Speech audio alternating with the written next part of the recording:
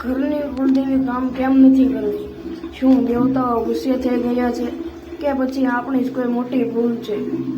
ઘણા લોકો કહે છે કે અમે બધું કરીએ છીએ છતાં કંઈ સારું નથી થતું. પણ આજે હું તમને એક એવું રહસ્ય કહીશ જે સાંભળ્યા પછી તમે ક્યારેય નહીં કહો કે દેવ કામ નથી કરતા. જય માતાજી મિત્રો, આ વિડીયો દરેક એવી વ્યક્તિ માટે છે જેના જીવનમાં હાલ મુશ્કેલીઓ ચાલી રહી છે. કામ બનતું નથી, પૈસા અટકી જાય છે, ઘરમાં શાંતિ નથી અને મન હંમેશા તણાવમાં રહે છે. અને એ પછી એક વિચાર આવે છે, શું અમારી હવે મદદ નથી કરતી?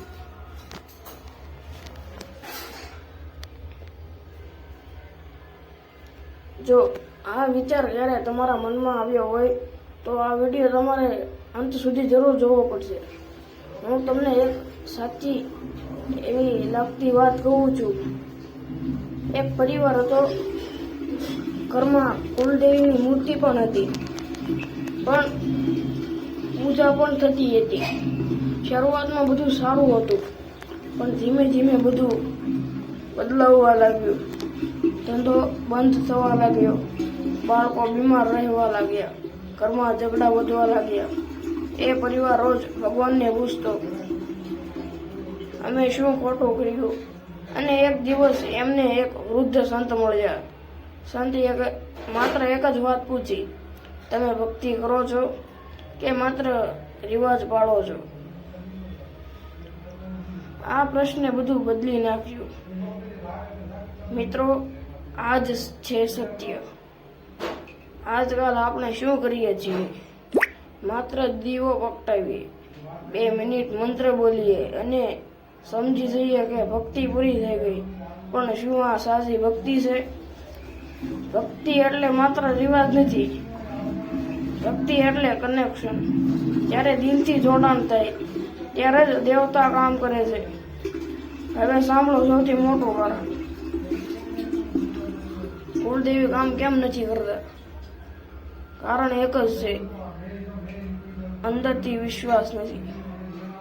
હા મિત્રો, ઘણા લોકો બહારથી પૂજા કરે છે પણ અંદરથી શંકા રાખે છે, કામ થશે કે નહીં, આ સાચું છે કે નહીં. અને જ્યાં શંકા હોય છે ત્યાં શક્તિ કામ નથી કરતી. યાદ રાખજો, વિશ્વાસ વગરની ભક્તિ માત્ર દેખાવ છે. જો તમારી કુળદેવી નારાજ છે તો તમને આ 5 સંકેતો જરૂર મળશે. પહેલો સંકેત છે, કામ બનતા બનતા અટકી જાય, પૈસા આવે પણ ટકે નહીં, ઘરમાં વાતાવરણ ભારે લાગે, મનમાં હંમેશા ડર અને ચિંતા, પૂજા કરવા મન નથી થતું. જો આમાંથી 2-3 પણ તમારા જીવનમાં છે તો સમજો કે હવે બદલાવ લાવવાનો સમય આવી ગયો છે. પણ સારા સમાચાર શું છે? કુલદેવી ક્યારેય ગુસ્સે રહી નથી. એ માત્ર ઈચ્છે છે કે તમે સાચા માર્ગ પર આવો.